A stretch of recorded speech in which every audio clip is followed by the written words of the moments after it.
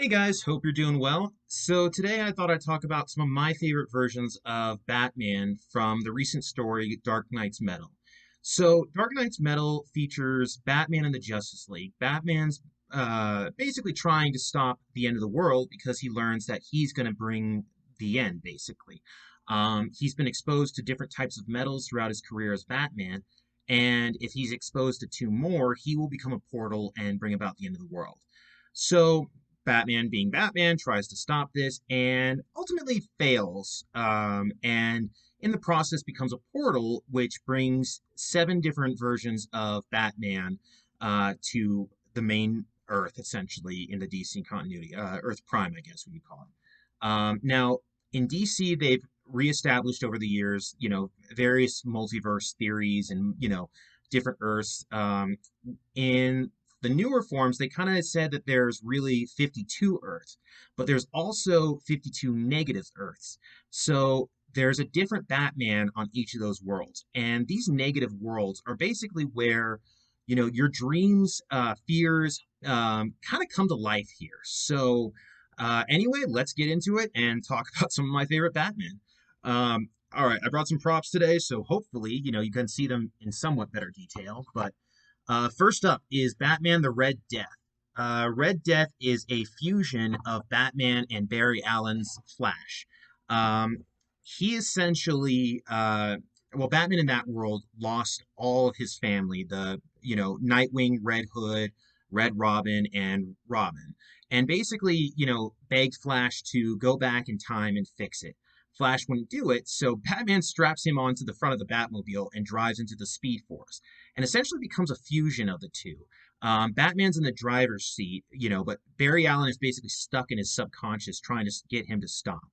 And unfortunately, Batman is not really listening. So, he essentially, continues to kill people and try to bring justice to his Gotham.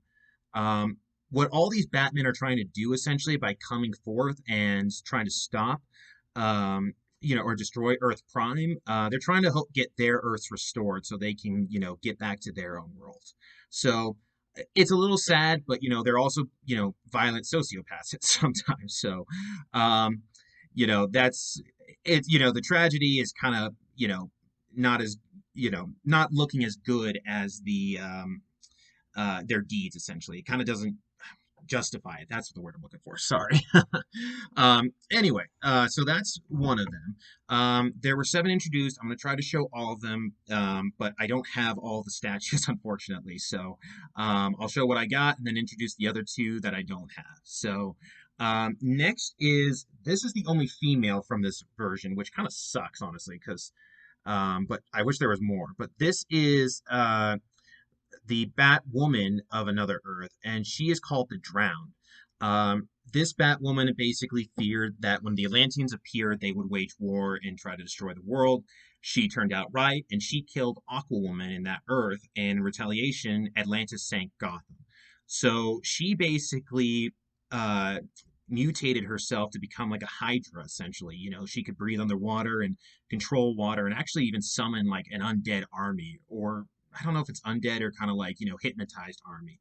So it's pretty badass, and, she's basically has, is protecting Gotham and, gets her revenge on the Atlanteans until her Earth is destroyed as well.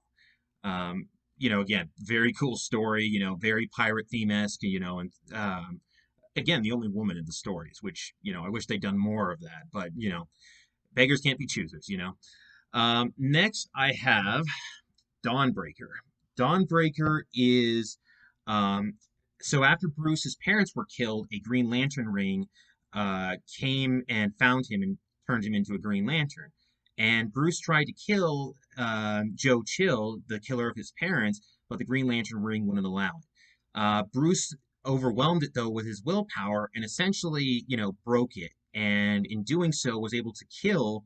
The Green Lanterns aren't allowed to kill their enemies unless they change that later on, but at first they're not allowed to. And unfortunately, in doing so, he kind of lets in, darkness and essentially, he chokes out the light and summons, monsters in the dark when he's trying to kill someone, essentially. Um, you know, again, his world is destroyed. He's brought forward to kind of bring the end of the world. His story is kind of interesting too because he's, I think, the youngest of the group, but I'm not 100% sure. Like, they never really explain his age, but he is definitely an interesting character. And as you can kind of see, he summons bats a lot with his Green Lantern ring. The Red Death drifts bats when he's running. So, again, that whole bat theme is just really there. Next, I have um, Batman the Devastator. Now, this thing, as you can kind of see, this thing is big and heavy. This is 8-pound statue right here. So, Devastator is essentially from a world where Superman went crazy and killed everyone. And in retaliation, Batman had no choice but to inject himself with the Doomsday Serum and, basically killed Superman. He believed that Superman could have changed the world and made it better, but after that experience, he basically just wants to kill Superman again to stop him from ruining another world, essentially. Um, so again, very badass version of Batman, really the only like Hulk-esque type in, this group. Now, the another one that I don't have, it's called the Merciless. This one is a version of Batman where he and Wonder Woman were romantically involved, and while fighting Ares, he thinks that Wonder Woman is killed. And to defeat Ares, he basically wears Ares' helmet and it kind of becomes a god of war, essentially. And when he kills Ares, he realizes the power that comes with that helmet. And Wonder Woman actually turns out to be alive, but he kills her because she wants to take the helmet away from him. Very interesting, kind of almost medieval style armor. The other Another one is Batman Murder Machine. Murder Machine is a version of Batman that Alfred was killed when Bane tried to break Batman's back, and Batman had an AI developed based on Alfred's personality, and that AI started killing Gotham villains trying to make Bruce safe. And in the process, it turned Bruce into a robot, essentially.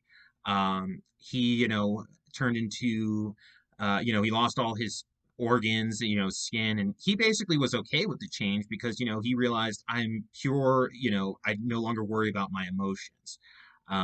So, he kind of thinks, that he's okay with that. So, yeah, not, that one's kind of my least favorite story, honestly, of them, but, still a good story regardless. And last but not least, and essentially my favorite, the Batman Who Laughs. You can kind of see too, I'm wearing his shirt here. Um, Batman Who Laughs is essentially a Batman that was forced to kill the Joker. And when the Joker died, the Joker released Joker toxin in Batman's face, essentially. And, basically it warped Batman's mind to become a hybrid of the two. The Batman, with who is always doing, willing to do whatever it takes to win. Knows is a brilliant strategist, knows various forms of martial arts. But with the Joker's, lack of morals, Joker's sadistic streak, just a very unique storyline, and basically one of the worst fears that Batman could ever, experience is he becomes his arch enemy, a nemesis, which he's never wanted. Um, so these all are introduced in the Dark Knight's Metal series. Now, there's the book that collects them all is Dark Knight's Metal, Dark Knight's Rising. And it has all of them in there. Another one is introduced later on in the sequel called just the Batman Who Laughs is the comic line, and that one's called the Grim Knight. The Grim Knight is essentially a Punisher-like version of Batman. He basically turns Gotham into an authoritative or not authoritative, militaristic, state essentially, and controlling everything and keeping people safe. But he has no problems killing people and using guns. So, a very dark version, and even a very interesting version is one of the reasons he comes to this Earth is, he has it out for Jim Gordon because of what happened to what Jim Gordon did on his world. So, I would definitely recommend checking these out. I know the Elseworlds are out there as well. And Elseworlds are kind of more what if rather than these kind of dark reflections of Batman. So, Again, I can't stress this series enough. It's one of my favorites. The sequel comes out later this month, actually, called Death Metal, and we're going to see some new Batman as well. I've heard there's one that's going to be, basically Batman. His soul is basically becomes Gotham, so he is the city of Gotham. There's so much unlimited potential with these, and I think one of the reasons it works so well with Batman is because Batman's such a dark hero, but he's also human, whereas, I'm sure Superman has his, dark days, but Batman, all his life is darkness, so the possibilities for what could happen and how he could become twisted, is limitless. So I think that's why this works so well, and why if you saw like an army of evil Supermans or even Wonder Woman, it wouldn't be as interesting. So, now at least in my opinion, anyway, I don't know. I don't really see too many alternate forms of them. So, but anyway, definitely check out this series. I can't stress it enough.